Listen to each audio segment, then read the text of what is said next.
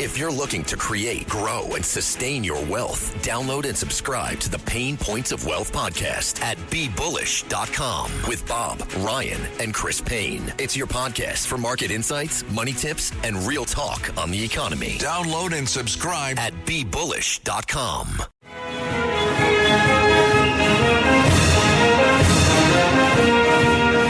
This is the Stone Zone with Roger Stone. People love him and respect him. Roger Stone.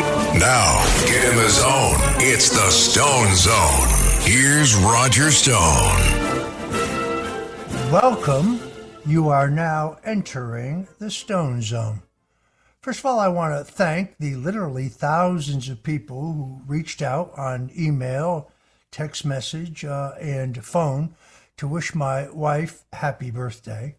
My wife is a proud Cuban-American wife, mother, grandmother. Most importantly, she was my rock during the Russian collusion fiasco, in which they tried to frame me for crimes in order to pressure me into testifying falsely against my friend of 50 years, President Donald Trump. It is my wife who encouraged me when I was down and who told me I was doing the right thing, not to flip and lie, which is what they wanted me to do. They wanted me to bear false witness against the president. But my wife is also a cancer survivor, and this brought me face to face with the medical establishment, particularly when it comes to cancer. Now, I'm not a doctor, and I don't offer medical advice, and if you have a health problem, I urge you to consult your physician. But just the same, when my wife, post-pardon, was diagnosed with stage 4 non-Hodgkin's lymphoma, which I honestly thought was brought on by the stress of the 3-year struggle in which I was targeted by the federal government with their unlimited resources and their unlimited legal authority. We, of course, went to a very prominent, well-known oncologist. And after reviewing her medical records, the oncologist recommended a course of both chemotherapy and radiation. Now, I had immersed myself into learning everything I possibly could about cancer, because quite obviously I wanted my wife to survive, and therefore I knew that my wife had arthritis, which she treated very effectively by taking progesterone. But for that progesterone and radiation are contraindicated, meaning you can't have radiation if you are taking progesterone. In fact, it could be deadly. It became very clear to me at that point that the oncologist had never actually looked at my wife's medical records, and this was a cookie-cutter approach to cancer. My wife chose a course of natural and pharmaceutical remedies that included ivermectin, fenbendazole, intravenous drips of both vitamin C, vitamin D, cumin, and today, 4 years later, she is cancer-free. So I'm a strong believer in health freedom. That means that every individual should be allowed to make the choices about their own health. I thank God for my wife's survival, but I also recognize that the food supply across America is littered with thousands of toxic chemicals, with much of the food being sold in the retail marketplace being banned in other countries. It's hard to believe that breakfast cereals that are sold both here and in Europe, the Europeans ban certain additives that are toxic while we don't ban them here in the United States. Big Ag and Big Pharma get away with peddling toxic products, raking in countless billions as the nation becomes more obese and more prone to chronic illnesses.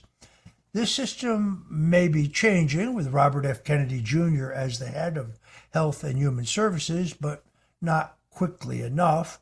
And opponents of the Big Ag, Big Pharma monopoly are still in the crosshairs. The Food and Drug Administration has been waging war for years against health supplements that help people lose weight and regain control of their health. And they have specifically targeted a man named Jared Wheat, who is the president of High-Tech Pharmaceuticals, with brutal lawfare tactics that have hurt his company over the decades. It just so happens that Jared Wheat is a friend of mine. That's why I know his story. He has a trial that starts tomorrow in Atlanta. You see, while most supplement companies and their owners are reluctant to get into a messy legal battle with the federal government, High-Tech and Jared Wheat have refused to back down, believing that the people should be able to make an informed decision on what they put into their own bodies without the government's interference. As a result, his company, High-Tech, has had millions of dollars worth of its supplements seized by U.S. Marshals, who are now targeting Wheat with a dubious criminal prosecution in an attempt to get him to fold. Under the Biden administration, the FDA upped its crackdown on the natural supplement industry, taking popular products off the market and attempting to strong-arm the sellers of those products out of existence. The FDA has claimed, for example, that DMAA, a popular workout supplement used by millions, is inorganic and its usage can result in health complications and death. But Jared Wheat disputes their claim that this product can cause health problems. Wheat points out to the fact that DMAA is naturally occurring within geraniums, and it is a dietary ingredient grandfathered as legal under the Dietary Supplement Health and Education Act of 1994. So the product in question is perfectly legal. Jared Wheat and High-Tech have also pointed to a dozen peer-reviewed studies on the effects of DMAA, and none of these studies have demonstrated any safety concerns. Jared Wheat states that no adverse reactions have been reported from any of the DMAA products offered by High-Tech after selling $100 million doses of their DMAA supplements. Laura Brophy, spokesman for leading nutrition release outlet GNC, confirmed that High-Tech's products are safe when used as directed, and that GNC would never have carried them if they were in fact dangerous. So she says there is no scientific or medical evidence that demonstrates any causal link between the ingredient DMAA and any adverse medical condition, let alone death, said the GNC executive. So amidst the lengthy and multi-pronged legal battle between High-Tech, the Atlanta-based company, and the FDA, federal authorities began looking into avenues in which they could fabricate charges against this valiant businessman, Jared Wheat. They have attempted to claim that DHEA, a steroid hormone precursor sold without controversy at retailers nationwide but produced by High-Tech, contained illegal Schedule III anabolic steroids. The amount of Schedule III anabolic steroids detected by the FDA in DHEA provided by High-Tech was in parts per million, an infinitesimal amount. This is an inevitable byproduct of the synthesis of DHEA, and every similar DHEA product provided today legally on the market tests exactly the same. However, none of these other DHEA providers have been investigated, much less charged, while Jared Wheat and his company received a criminal indictment for dealing anabolic steroids. Jared Wheat said they could not get us to stop selling DMAA in the civil arena, so they then went ahead and filed a criminal indictment for essentially red yeast rice and DHEA. No one has ever been indicted for selling DHEA or red yeast rice in America until I was. So if you're going to charge me with selling red yeast rice, then you have to also charge the folks who own Walmart, Walgreens, CVS, GNC, and everyone else who quite legally sells this product. So as a result of the lawfare initiated by the FDA against High Tech and their owner, over $19 million of their products and raw materials have expired and are unsellable in the marketplace. This is how overzealous federal prosecutors use the process to punish individuals who refuse to submit to their coercive tactics. So regardless of whether they're found guilty, this trial opens tomorrow morning in Atlanta, hoping that they will fold under the intense economic pressure didn't pay out. These are the types of abuses that the Trump administration was elected to bring an end to. So in order to make America healthy again, the FDA's war on alternative health and dietary supplements must come to an end. It's time to end the persecution of people like Jared Wheat and his company and remove impediments to alternatives that can defeat Big Ag and Big Pharma's stranglehold over public health through free market competition. Meanwhile, President Trump is winning the battle over the government shutdown, thwarting the Democrats' plan to force the government to be shut down in an attempt to use chaos to hurt President Trump. CNN's chief data analyst, Harry Enton, showed that President's net approval rating has gone up 1 point after 20 days of a government shutdown, unlike 2019, when President Trump's approval rating actually dropped 3 points amidst the first 20 days of that particular shutdown. In 2019, 61% of Americans blamed President Trump a great deal for the shutdown, but during the current shutdown, only 48% of Americans blame the president. Even CNN has to admit that President Trump is winning during the shutdown.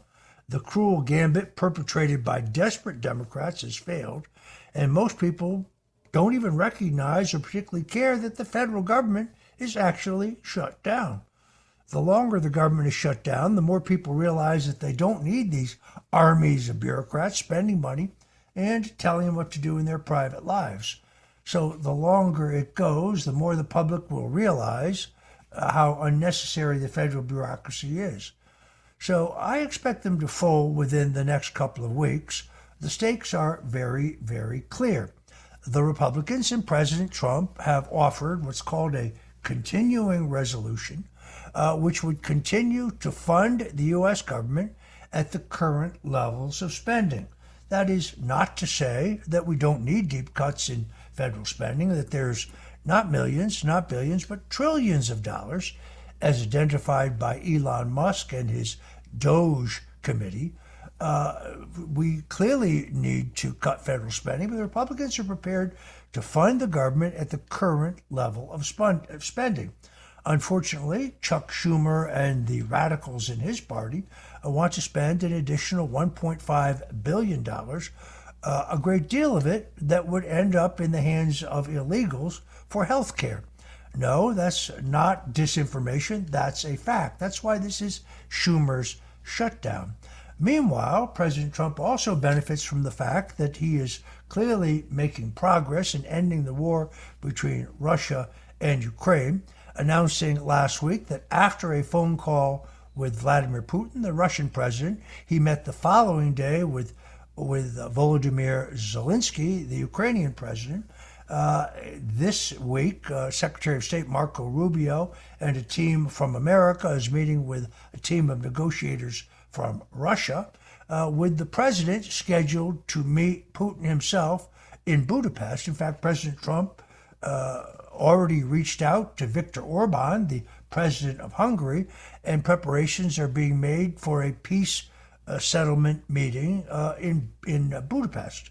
So I think all Americans pray for this horrific war in which hundreds of thousands have lost their lives to be ended once and for all. The greatest single title that history can bestow on any president is that of peacemaker, which is why I have suggested that President Donald Trump should rightfully be given the Nobel Peace Prize.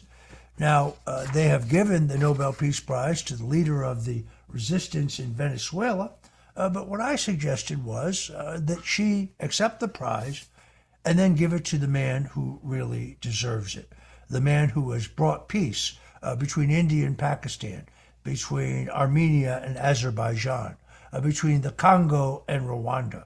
And that's just the tip of the iceberg. I'm Roger Stone. You're listening to the Stone Zone. Don't go away because we'll be right back.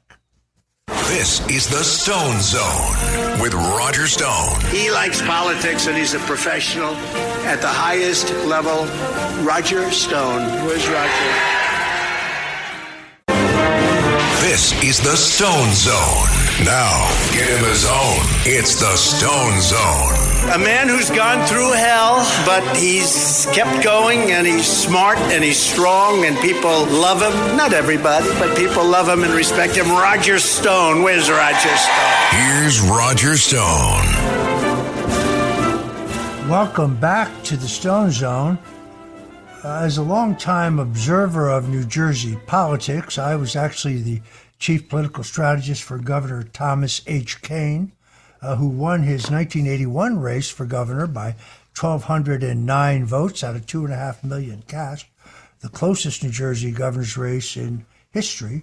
Handled the state for Ronald Reagan in 2 presidential campaigns, handled a number of congressional campaigns back when I was a political consultant. I think an upset could very much be in the works. I'm particularly disturbed by the decision by Democratic members of the Passaic County Board of Elections to block the use of security cameras in the ballot storage areas, and the refusal also to require a sign-in for anyone who enters that area.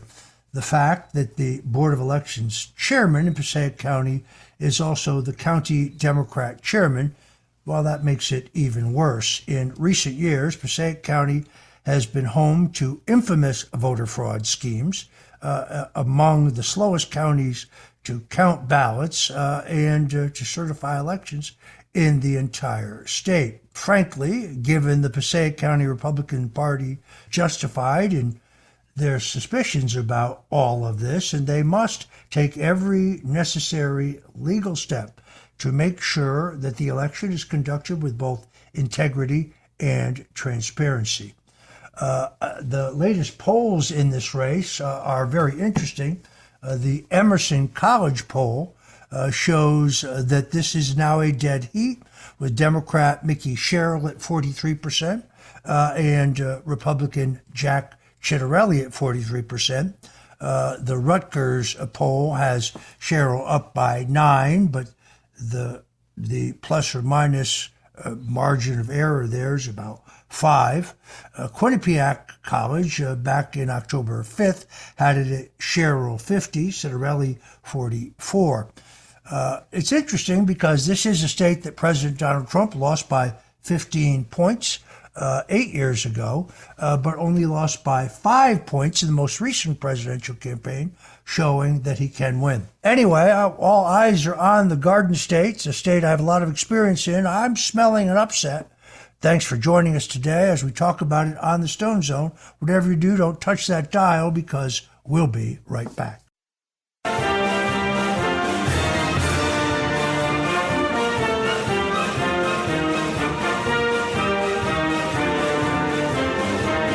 This is the Stone Zone.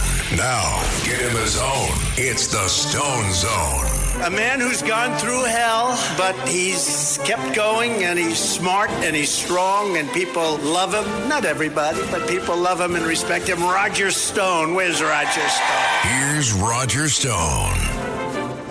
Welcome back into the Stone Zone. So it turns out that the CIA tried to prevent a peace deal between Hamas and Israel. During a recent appearance that I saw on 60 Minutes, Steve Witkoff, who's a special envoy to the Middle East from President Donald Trump, and Jared Kushner, the president's son-in-law, who very capably got the Abraham Accords peace deal engineered in Donald Trump's first term, in which Syria, the Saudis, and Egypt drew closer to Israel in the interests of peace, were both interviewed on 60 Minutes.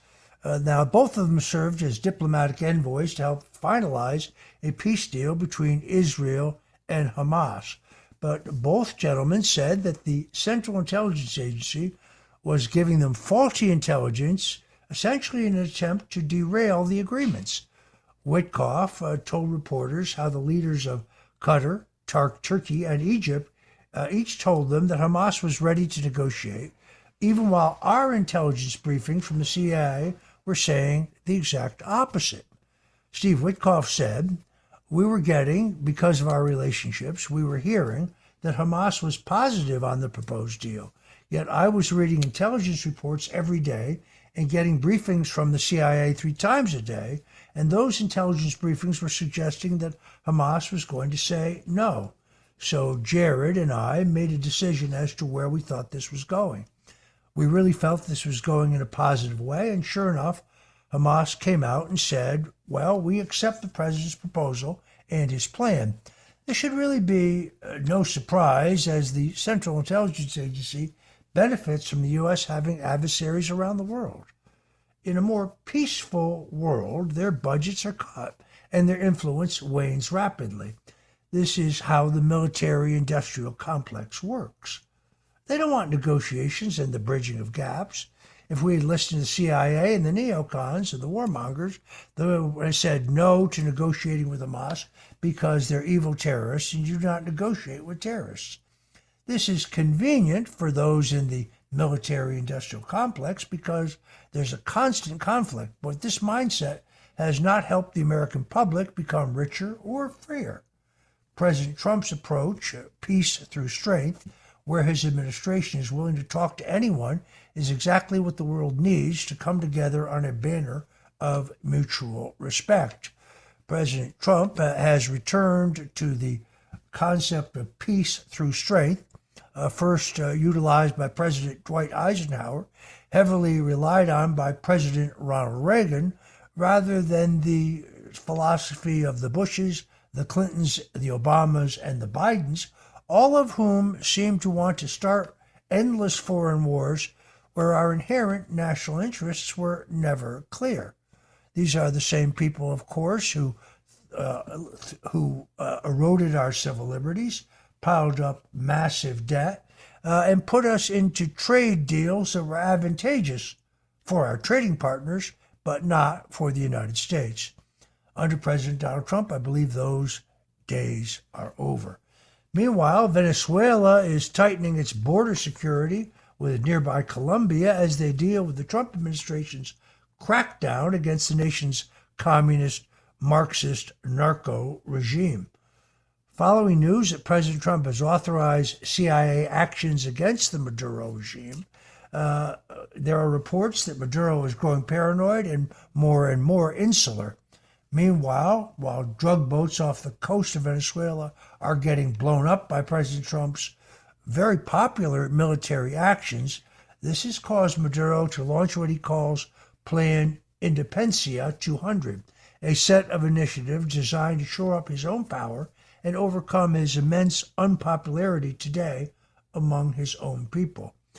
Maduro is now posing, of course, as a foe of drug trafficking, despite the overwhelming evidence that Maduro and his government engage in extensive drug trafficking themselves. It's a pose. Maduro said of his border crackdown, Venezuela belongs to Venezuelans, and we will continue to achieve peace by exercising our full sovereignty and defending the right to life, to joy, and to a people building its greatest possible happiness. Meanwhile, the poverty is ascendant in Venezuela. Maduro is again sounding from his rhetoric like he wants to make Venezuela great again, but actually nothing could be further from the truth. It was his actions and the actions of his predecessor, the reprehensible Marxist Hugo Chavez, that took Venezuela from a relatively wealthy and stable country and made it into a communist, third world, destitute nightmare. There needs to be a regime change in Venezuela, but not one caused by a forever war on a different continent. The people of Venezuela must come to choose freedom and throw off Maduro's chains themselves. And if the Trump administration policies can be used through soft power to grease the skids for this dictator, well, then I would say those are noble ends, and so be it. Meanwhile, HHS Secretary Robert F. Kennedy lavished some well-deserved praise on President Donald Trump yesterday, telling him he is doing God's work by enacting the MAGA agenda as well as the agenda to make America healthy again. Robert Kennedy Jr. said that during a press conference about lagging birth rates across America, that it was in response to news that President Trump stated that he was not sure he was going to be able to make it to heaven.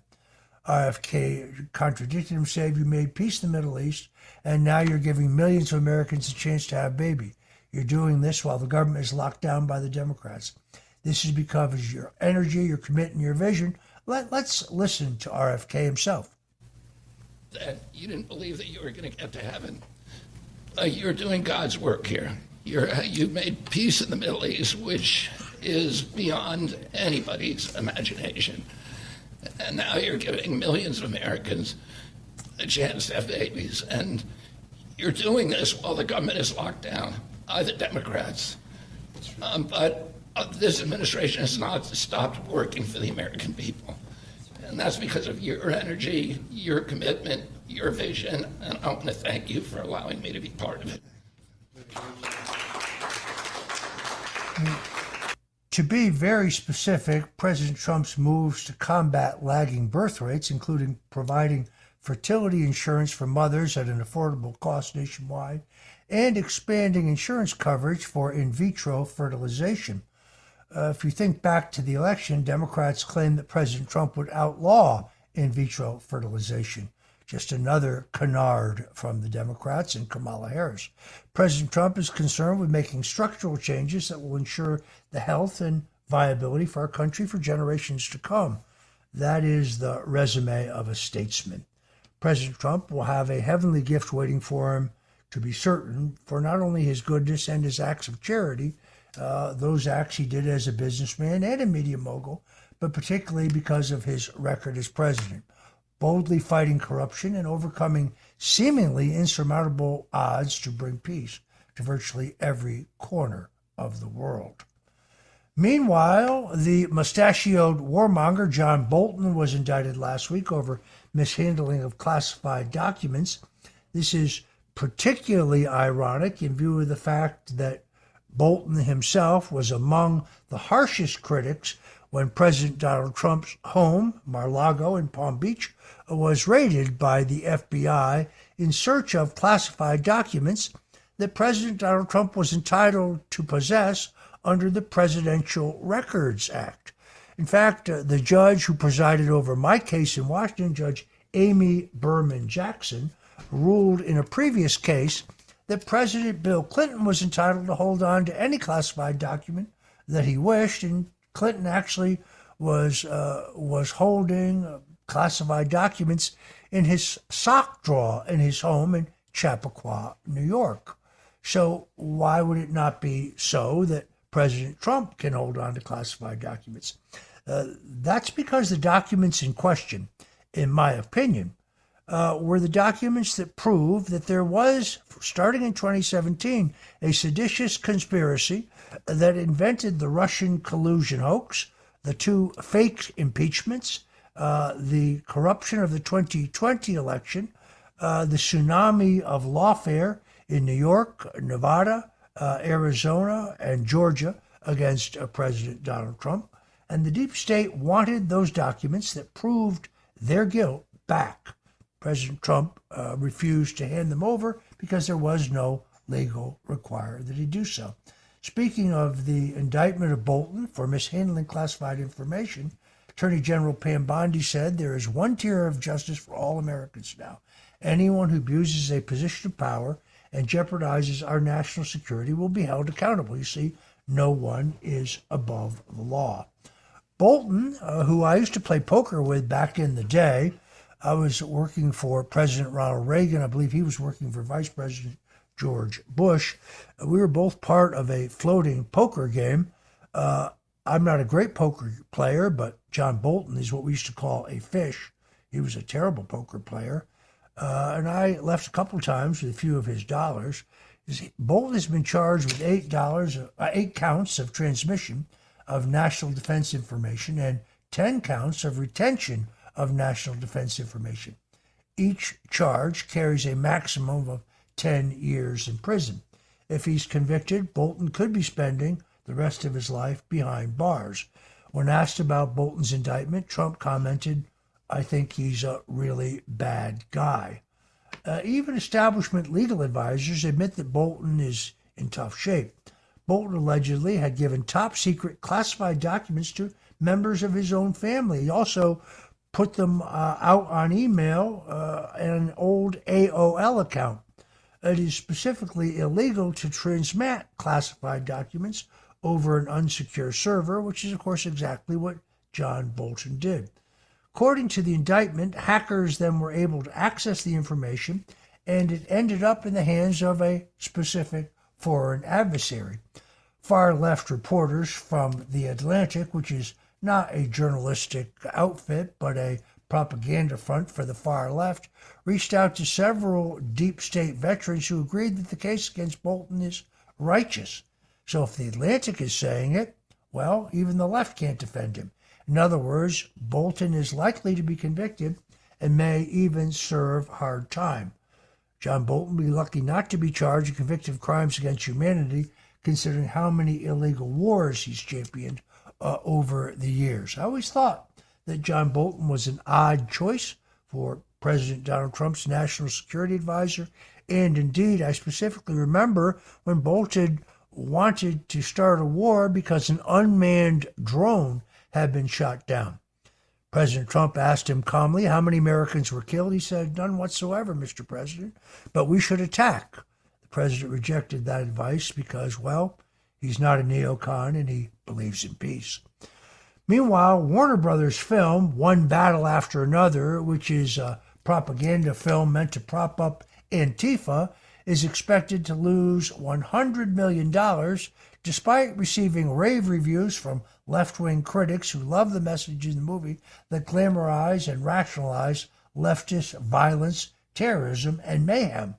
The movie, starring Leonardo DiCaprio and Sean Penn, has grossed $160 million worldwide, which may seem like a lot, but not when you need $300 million just to break even. It is now projected to be a $100 million loss, according to all of the industry trade press. After seeing the movie, American Psycho author Bret Easton Ellis said the following: "It's not a very good movie," said Ellis, "because of its political ideology, and it's so obviously what they were pushing and responding to.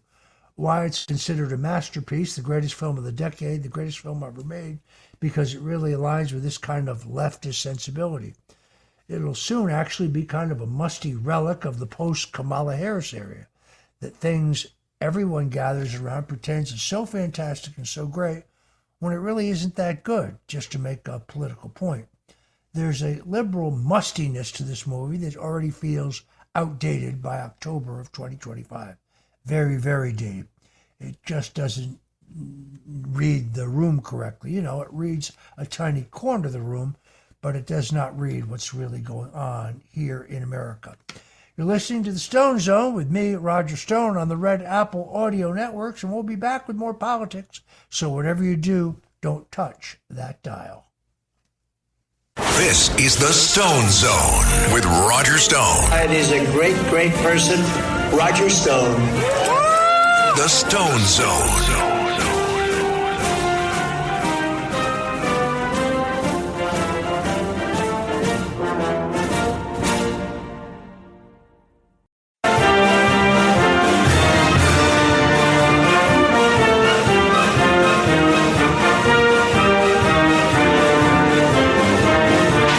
Is the Stone Zone. Now, get in the zone. It's the Stone Zone. A man who's gone through hell, but he's kept going, and he's smart, and he's strong, and people love him. Not everybody, but people love him and respect him. Roger Stone. Where's Roger Stone? Here's Roger Stone. Welcome back to the Stone Zone. Well, conservative black women are being purposely omitted from a Harvard University course on black women in politics. The syllabus for the class, History 167, Race, Gender, and the Law, through the archive was obtained by the College Fix, and it gives examples such as former First Lady Michelle Obama, failed Georgia gubernatorial candidate Stacey Abrams, and former Vice President Kamala Harris as examples of black women who shaped politics, grassroots organizing, and the legal profession, and higher education during Jim Crow and beyond. The political topics that will be discussed include reproductive rights, non-binary people, and black feminism. So black women pioneers left off the class syllabus include, for example, Zora Neale Hurston, Roberta Church, and Dr. Mildred Jefferson. Hurston is an acclaimed writer and historian, and also happens to be a proud Republican. Roberta Church served admirably in both the Eisenhower and Nixon presidential administrations, specifically in the area of civil rights, and Dr. Mildred Jefferson was the first black woman to graduate from the Harvard Medical School and spoke publicly against the murderous practice of abortion and the fact that it was disproportionately killing black babies. These black women will effectively be erased by the history books by Harvard University because they didn't advocate for far leftist beliefs that are literally killing black people and trapping them in a cycle of economic squalor. The Trump administration is correct to target the federal funds of Harvard and make them contingent on getting rid of this DEI nonsense from their curriculum. Otherwise, higher education will continue to be an embarrassment. I am, of course, a former national chairman of the Young Republican National Federation, elected in 1977 and serving until 1979. I was the Reagan candidate when I was elected. Ronald Reagan was subsequently nominated for president. Early this week, the leftist fake news rag Politico, which poses as a news outlet, published alleged text messages from a group of young Republican leaders. In these text messages, there were words they shouldn't have said, a lot of locker room talk. When removed from its proper context, looked pretty bad. And frankly, I publicly strongly denounced it, despite the fact that I was not in the thread and I had not yet read it. But if it was as described to me, I strongly renounce any of these comments. Some of those in question have reportedly lost employment opportunities. Others have been forced to step down for roles within the organization. But why isn't this standard not applied to Democrats like Virginia Attorney General Jay Jones, who pined for a political adversary's family to be brutally murdered in a private text exchange? That's right. The Democrats' candidate for Attorney General in Virginia specifically said that he wanted to see his Republican opponent and his children brutally murdered. Yet the Democrats have rallied around Jones, excusing his explicit call for violence. At the same time, Democrats demand that these young Republicans be destroyed and that every Republican bow at the altar of political correctness because of their uncouth and unsavory language. I think J.D. Vance, the vice president, put the controversy in its proper context. Vance said, by focusing on what kids are saying in a group chat, grow up, I'm sorry, but focus on the real issues. Don't focus on what kids say in group chats. I grew up in a different world. I'm going to tell my kids, don't put things on the internet. Be careful what you post. The reality is that kids do stupid things, particularly young boys, that they think are edgy or offensive. That's what kids do. I am in agreement. At the same time, I don't condone any of the comments that certain young Republicans posted online, and I would warn them, be more careful with your language. Think twice before you post online. I'm Roger Stone. You're listening to the Stone Zone here on the Red Apple Audio Networks. Until tomorrow, God bless you and Godspeed. This is the Stone Zone with Roger Stone. It is a great, great person, Roger Stone. The Stone Zone. If you're looking to create, grow, and sustain your wealth, download and subscribe to the Pain Points of Wealth podcast at BeBullish.com with Bob, Ryan, and Chris Payne. It's your podcast for market insights, money tips, and real talk on the economy. Download and subscribe at BeBullish.com.